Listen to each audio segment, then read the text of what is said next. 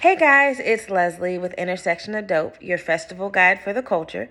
And today I'm coming to y'all with 5 different tips to get into festivals for the best price possible. So, jumping right in, number 1 is subscribing to the website for whichever festivals you're interested in. If you know there's something that you want to check out next year, you saw Essence Fest being posted online, or you saw Pharrell's festival, and you know that's something that you would be interested in, go ahead and subscribe now. They don't spam you. Usually you only get important information, so they'll let you know when tickets are going to be dropping. You'll get another email when tickets first drop, merch drops, coupon codes, all that'll be emailed to you. So just by subscribing, you probably have a lot in your inbox already, but that's one easy way to save money. Another tip is to always buy your tickets ASAP. So, if you're not aware, ticket prices are typically tiered for events, meaning that on this date it's $100, and then 6 weeks later it goes up to 100. So 6 weeks later it goes up to 150, and so on and so on. So be sure to grab your tickets ASAP. For Dreamville last year, I went online to buy the tickets as soon as they were released. I set an alarm in my phone, like I was ready. So I think I got on there like 8 minutes after they were released. There had already been 2 price increases. So obviously, not everything's going to move that quickly, and the price increases were minimum, but you definitely want to get them as soon as possible. Sometimes as soon as possible is the week before the event, and that's okay. But if you're able to get them as soon as they drop, definitely do that. If you have to wait, another good tip is that when you are looking for tickets the day of, the week of, to look into the resale sites. So generally, the tickets, if they're listed on Ticketmaster or the festival's own website, are the same price. But there's somebody whose kid got sick, doesn't have transportation, life is crazy, and they just want to offload the tickets. They paid $150. They could either get $0 or get $75. So if you are booking late or buying your tickets late, that's another great idea.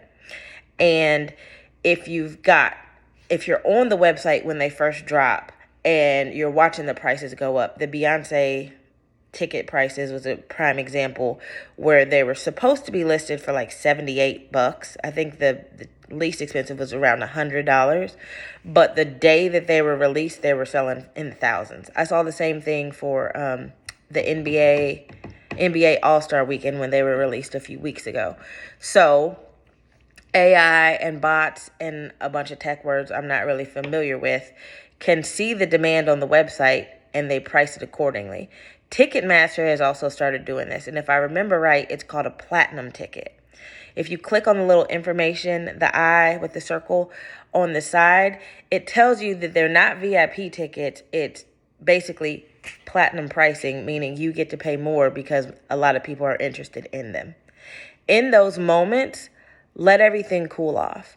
So as I mentioned, for the Beyonce concert, the way it worked out, I missed a date because the date got shifted up. I put it in my phone. I got to do this by February 15th or whatever. And then the date shifted. So I could have gone in and paid $1,000 plus for my tickets, but that just wasn't in the budget. And honestly, I forgot. I think those tickets were released in February, maybe March, but in the spring. So randomly at 2 a.m., I do a lot of business at 2 a.m. I went on the website to buy tickets for Beyonce, and we got our tickets for $100.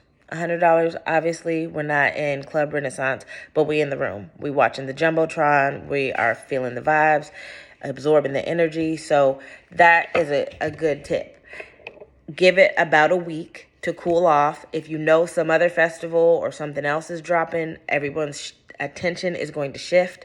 I think in my case, Beyonce dropped hers, and then Drake dropped his It's a Blur tour tickets. So people that were getting Beyonce tickets got them, or they saw the prices were crazy and said, forget it. So when I went on a few months later, they were back to the regular price. So that is always helpful. The last tip is to volunteer. And this is something that I just started doing as I am now a professional blogger, which takes a while to monetize. So I actually am going to be volunteering at 2 festivals this year. Number one, you get in for free. Number two, I have a servant's heart, so I get to help organizations and festivals that I enjoy. You also get to meet people, the planners, potentially the owners, depending on how big the festival is. And you may end up backstage passing out waters. Who knows who's there? Are you passing out water to Lil Wayne? I mean, you never know. So that's a great option if you just want to be in that space. Sometimes the volunteers get free meals. Whether you're getting free meals or free merch or anything, it's going to be dependent on what the event is. But it's a great way to get your face in the place and enjoy the festival at $0. There's also opportunities, I'm sure, to get paid if you want to work the festival. And I've never looked into that, but clearly they need parking attendants and people at the front gate and people at the ADA tent. So that would be another option for you as well. So those are just 5 quick tips for you to find great pricing for festivals, concerts, and events coming up. And go ahead and like and subscribe. Add any questions or comments below. And have a good one.